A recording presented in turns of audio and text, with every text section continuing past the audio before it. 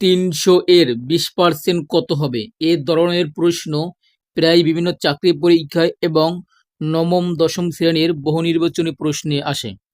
দেখো, এই 300 অথবা যে সংখ্যাই থাক তার পার্সেন্টেজ বের করার সহজ উপায় হচ্ছে, দেখো এখানে ছিল 300, আমরা 300 বসিয়ে দিব। তারপর এর মানে এর বলতে তোমার গুণ বোঝায় এবং 20% তাই আমরা লিখলাম 20, আর এই পার্সেন্টের তাই পার্সেন্টের পরিবর্তে সবসময় 100 বসাতে হবে।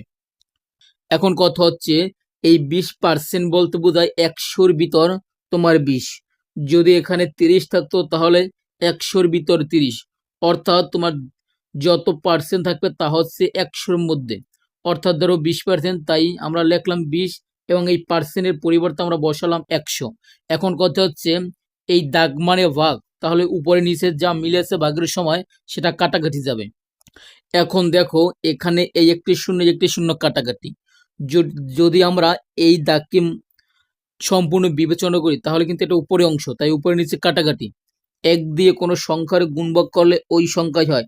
তাহলে দেখো এখন যেহেতু বাকি থেকে এই 3 এবং 2 সেটা গুণ করলে হয় 3 আর 2 গুণ করলে হয় তোমার 6, আর এই বাকি থেকে 0, তার মানে 60%।